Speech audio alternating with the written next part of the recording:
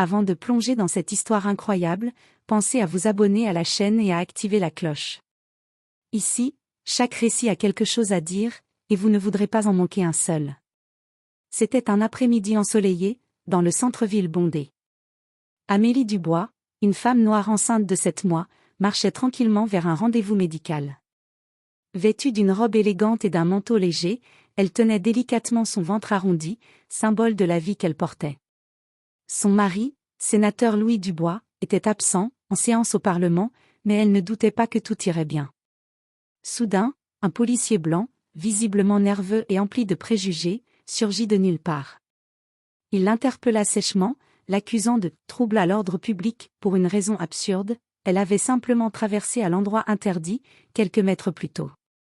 Les passants observaient, certains indignés, d'autres figés par la peur. Malgré ses explications calmes et respectueuses, le policier la bouscula violemment. Amélie perdit l'équilibre, tomba lourdement sur le trottoir et heurta sa tête contre le béton. Une douleur aiguë la traversa, et le cri de son ventre innocent résonna dans ses entrailles. Le sang commença à tacher sa robe, et la foule murmura, horrifiée. Elle tenta de se relever, paniquée et en larmes, mais le policier, ignorant la gravité de la situation et aveuglé par ses préjugés raciaux, continua de l'intimider.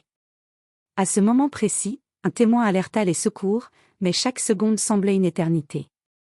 Amélie, fragile et blessée, savait qu'elle ne pouvait pas rester là.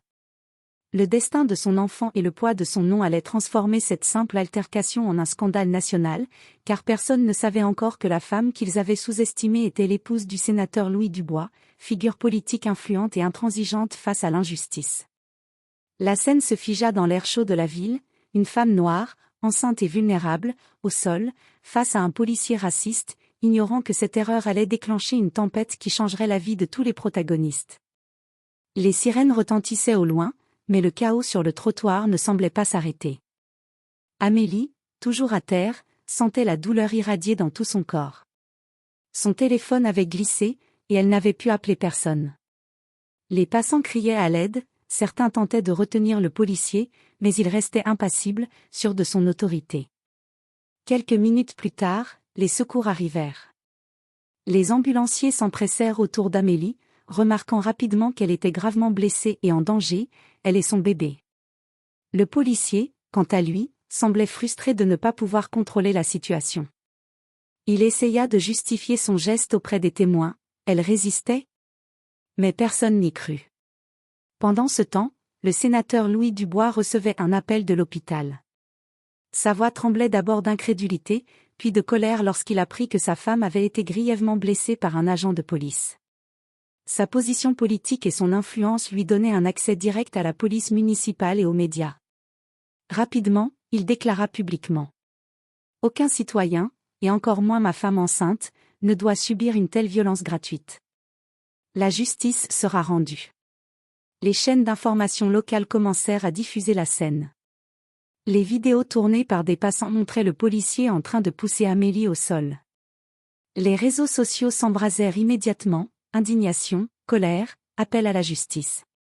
La hiérarchie policière, prise de court, tenta de calmer les tensions. Le policier fut temporairement suspendu, mais la population réclamait une enquête approfondie. Certains officiers craignaient les répercussions d'une telle affaire, tandis que d'autres commençaient à murmurer que cette fois, le racisme et l'abus de pouvoir allaient leur coûter cher. Amélie, à moitié consciente dans l'ambulance, sentit son mari lui prendre la main. Elle sut qu'à partir de cet instant, leur vie ne serait plus jamais la même. La bataille ne faisait que commencer. Entre médias, justice et politique, la vérité allait éclater au grand jour, et personne ne pourrait l'arrêter. Le lendemain matin, la nouvelle avait fait le tour du pays. Les images d'Amélie à terre, blessée, circulaient sur toutes les chaînes d'information et les réseaux sociaux.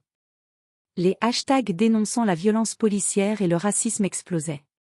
Partout, la population exigeait justice, et la pression sur la police devenait insoutenable. Au siège de la police, c'était la panique. Le chef de département convoqua une réunion d'urgence. Certains officiers craignaient que cette affaire ne déclenche des manifestations et des enquêtes fédérales. Le policier responsable, maintenant suspendu, se murait dans le silence, mais sa carrière semblait désormais terminée. Pendant ce temps, le sénateur Louis Dubois multipliait les déclarations publiques. Avec sa femme hospitalisée et son bébé en danger, il menaçait de dévoiler des dossiers internes sur les abus de la police. Ses conseillers le pressaient de rester stratégique, mais il savait qu'il ne pouvait pas rester silencieux. Amélie, encore sous soins intensifs, entendait les conversations autour de son lit. La douleur de ses blessures était immense, mais la colère et la détermination grandissaient en elle. Elle savait que ce policier raciste avait franchi une ligne irréversible, et que la société entière devait voir les conséquences de ses actes. Dans les médias, certains commentateurs tentaient de minimiser l'incident, parlant des « accidents » ou de « malentendus ». Mais la vidéo était trop claire, Amélie n'avait rien fait pour mériter une telle violence. Les journalistes d'investigation commençaient même à révéler que ce policier avait un passé de plainte pour racisme, ce qui déclencha un tollé supplémentaire. Dans l'ombre, certains politiciens ralliés à Dubois commençaient à préparer des sanctions législatives contre les abus policiers. Le scandale dépassait maintenant la sphère personnelle, c'était un conflit entre pouvoir, racisme et justice sociale, et tout le pays était suspendu à l'issue de cette affaire. Amélie, malgré sa douleur, comprit qu'elle était devenue un symbole malgré elle. Son combat ne se limitait plus à sa survie et à celle de son bébé, il touchait l'ensemble de la communauté noire, et tous ceux qui avaient été victimes d'injustice. La bataille venait juste de commencer. Quelques jours plus tard, Amélie était sortie de l'hôpital, encore affaiblie mais déterminée. Son mari, le sénateur Louis Dubois, avait mis toute son influence en action, enquête interne, poursuite judiciaire, et couverture médiatique totale. Le policier raciste, suspendu mais arrogant, pensait que tout allait s'éteindre comme d'habitude. Il se trompait lourdement. Les caméras de télévision et les journalistes attendaient devant le tribunal pour filmer le procès. Les preuves étaient accablantes, vidéos, témoignages de passants, et le rapport médical montrant les blessures graves d'Amélie et la mise en danger de son bébé. Même ses supérieurs étaient forcés d'admettre l'évidence. Le policier tenta de se défendre, prétendant que c'était une chute accidentelle, mais les images parlaient d'elles-mêmes. Les témoins racontèrent chaque détail, les bousculades, les mots racistes, l'attitude violente et dédaigneuse. La tension dans la salle d'audience était palpable. Amélie, vêtue d'une robe sobre mais imposante, prit la parole à la barre. Sa voix tremblait au début, mais elle gagna en force et en assurance. « Je suis tombée au sol, blessée par un homme censé me protéger. Mon bébé et moi avons frôlé la mort, et tout cela à cause de la couleur de ma peau. Je refuse que cette injustice passe inaperçue. » La salle éclata de murmures. Les jurés, touchés par son courage et la gravité des faits, comprirent qu'il ne s'agissait pas seulement d'une erreur, c'était un acte de racisme violent, prémédité par l'arrogance et le pouvoir mal utilisé.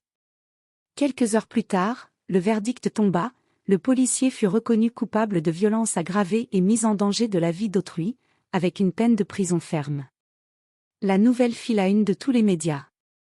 Les réseaux sociaux célébrèrent la victoire d'Amélie et dénoncèrent la culture du silence qui entourait trop souvent les abus policiers. Mais le plus important pour Amélie et Louis Dubois, c'était que justice avait été rendue pour leur enfant à naître. La peur avait laissé place à la résilience, et leur combat devenait un exemple national. Une femme noire, enceinte et vulnérable, venait de montrer que le courage pouvait renverser les injustices les plus terribles. La tempête était passée, mais son écho continuerait à inspirer des changements pour longtemps, réforme de la police, sensibilisation au racisme systémique, et la preuve que la vérité finit toujours par triompher. Quelques mois s'étaient écoulés depuis le procès. Amélie marchait dans le parc avec son bébé dans les bras, un sourire doux illuminant son visage. Les cicatrices de ses blessures physiques commençaient à s'estomper, mais les souvenirs de ce jour terrible restaient gravés dans sa mémoire. Son mari, le sénateur Louis Dubois, était toujours à ses côtés, protecteur et fier. Ensemble, ils avaient transformé leur traumatisme en force, ils avaient lancé des campagnes de sensibilisation sur les violences policières et le racisme systémique, utilisant leur expérience pour inspirer le changement. Leur bébé, symbole de vie et d'espoir, était devenu une figure discrète mais puissante dans les médias, le rappel constant que même dans la douleur et l'injustice, la vie continue et peut triompher. Amélie savait que la route serait encore longue, que la société avait encore beaucoup à apprendre, mais pour la première fois depuis ce terrible incident, elle ressentait une paix mêlée de fierté. Elle avait survécu, elle avait protégé son enfant, et elle avait montré à tous que la résilience et le courage pouvaient briser le cycle de la haine et de la peur. La ville avait changé aussi. Les réformes policières commençaient timidement, mais de manière visible.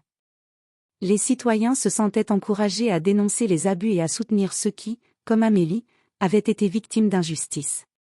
En regardant son bébé sourire dans ses bras, Amélie murmura. « Tu es la preuve que la lumière peut briller même après les pires tempêtes. » Et, pour la première fois depuis ce drame, elle sentit que l'avenir était enfin entre leurs mains.